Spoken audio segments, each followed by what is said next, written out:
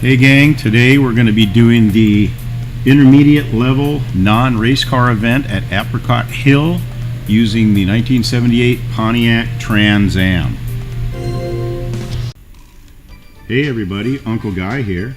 If you enjoy this video, please give it a like and a share. You can add any comments below, and if you haven't done it already, please hit that subscribe button and notification bell. That way you won't miss any of the new stuff. Alright, here we go. Okay, we're going to run intermediate level non-race car challenge 500 pp at Apricot Hill. Let's take a look at our driving options. We're going manual transmission, sports medium tires, driving line on. We're going to set the traction control down to 2, ABS I'm going to put at 3 on this one. And everything else like you see it there. Car settings, sports medium tires, suspension. We've got the ride height at 100. We got the racing brakes, suspension. Spring rate is 7 and 5 3/4. Dampeners are at 4. Anti-rolls at 4. Camber 2.5 and 1, and no toe. Transmission I just auto set to 168. Drivetrain, we did a little playing around with the torque. Of course, triple plate clutch and a carbon fiber drive shaft. This car does have an oil change. Power input at 95.1. We've got the intake, no supercharger, sports computer, level 1 engine tune. You can see the rest of that. Full weight loss package, and we didn't add any ballast. And I didn't add any wings. This car has some really cool aero packages you can do, but I like to keep it kind of stock looking, so I didn't put any of them on, but you can goof around with them. They do give you some downforce. Alright, let's go and have a look at the race. Apricot Hill's real fun course, real flowing course. It rewards a kind of a smooth hand on the wheel. Love the 78 Trans Am, both in real life. I've owned 4 of them. Not all 78s, but I've owned 4 of them in real life. But in the game, this car only costs 40,000 credits, and you can really make it perform above what you would think it would do for a 40,000 credit car. So get going here. Again, I'm kind of notorious for overdriving at the beginning of the races. 1, because the AI is pretty slow, and 2, because the tires aren't warm yet, and I just drive it like they are. I shouldn't. I'm working on that. I hope the audio's lining up pretty good here, because I'm getting kind of a stuttery video in my editor here, but we'll do the best we can for you. So up in here, big long sweeping left-hander up here. 4th gear, drop down to 3rd for this corner. And back up to 4th. Once the tires get warm, that corner, you can really get some good drive and good grip, and you can really make up a lot of time down this straightaway. And we brake hard into this right-hander. The way I've got this car set up, you need to brake about halfway into that red zone on the driving line. And as for the driving lines, if you see my other videos, I like to put them on here. I think that it's helpful if you don't know the track very well to learn the track. After you get a few laps on it and you kind of know what your lines are and where the AI is going to be, then go ahead and try driving without it. It's going to be better. When I race it in the different lobbies and stuff, I usually don't run the driving line, but on these videos it's nice just to, if someone's not real familiar with the track, it's going to help you learn the track a little better. These seasonal events are very fun, and it's really a great way to make some money in the game. I think this one pays like, I'm only logged in one day, and I think this one pays almost $400,000 to win. And you win a car, but you can keep playing them over and over. So if it takes you 4 or 5 times to win it, you got a couple million credits typically when you're done. And if you sign in every day, by the 5th day you get 200% of the winnings on all these things. So even if you don't want to play every day, it's a good idea to log in each day and just make sure you get to keep that added bonus percentage on the deal. So we're coming around here. First lap was kind of slow, 138. You need to average about 137 as an average to win this one. I think we get a couple laps of 138 here, and then I dip into the 136s once the tires get warm and I get through some of the AI. In these seasonal events, the AI is crazy. They will punt you.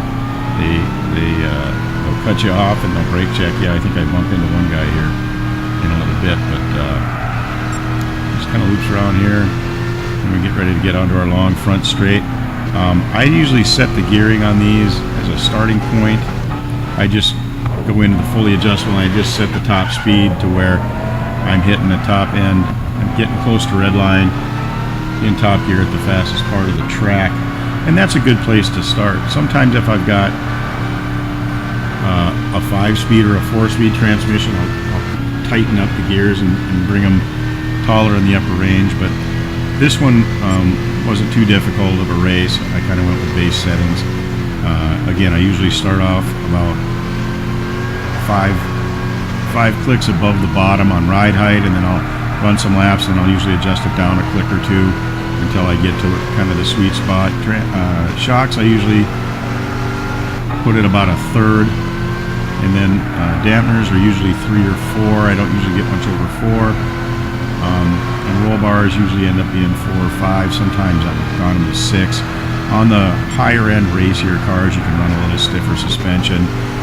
These cars get a little skatey if you try to run them too stiff.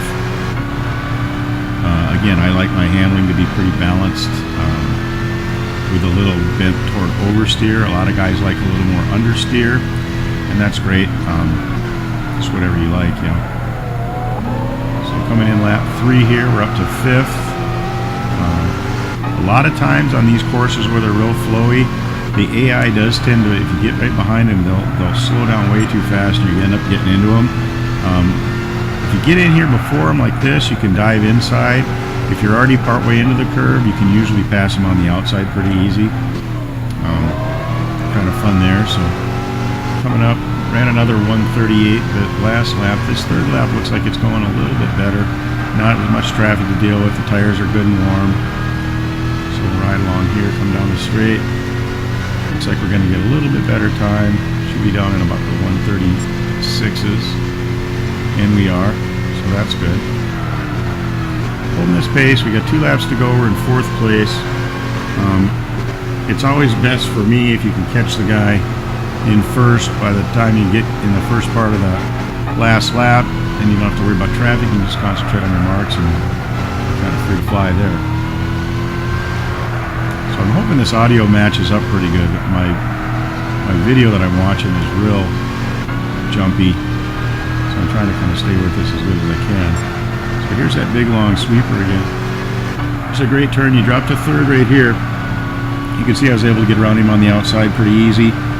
Kind of get down just about a foot off the curbing there, and it grips really good. You can get a really good run down here, and you can actually brake about halfway, about there in the braking zone, and drop her down to 2nd. Around you come here, and then it kind of opens up. You got a little kink to the right, and you can really kind of go pretty fast through here. Get into this brake zone, drop down to 3rd and 2nd, and then up you come. Kind of hold 3rd through there, and then hard on the gas here, getting ready to get onto the main straight. Another pretty good lap. I'm sure I made a few mistakes in there. Again, I'm an okay driver with an okay setup, and can win these without too much trouble. So last lap, we got the leader in our sight, so we're looking pretty good. The front guys are actually easier to race because they race at a faster speed. The back markers are kind of tough just because they want to check up on you, and they're real aggressive. As you get toward the front, it seems like the earlier you pass the front runner, the better they drive. So if you pass them real early, they'll speed up and do better. So if your car's set up where you can catch them right about, you know, this part of the lap, you're going to do pretty well. As it stands, we don't beat him by a whole bunch. Last lap again was 136. Great straight here. You run down, and it's Hard on the brakes here, down to second. Loop it through nice and easy. And back up here, you got a little left. Keep it right in third gear. Get up to fourth here. And go real fast through here, and then you're going to drop it down in here into third, second. We'll come back up to third, and we're going to get ready to run down the finishing straight here.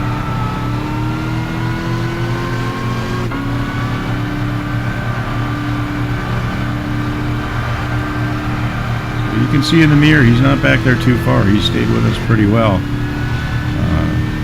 Come through, that was a pretty good lap. 134 that time, better lap, but even at that, we only beat him by about a half a second. So hope you guys enjoyed this video. I'm going to try to put some more of them up for you, and stay tuned. Thanks, we'll see you next time.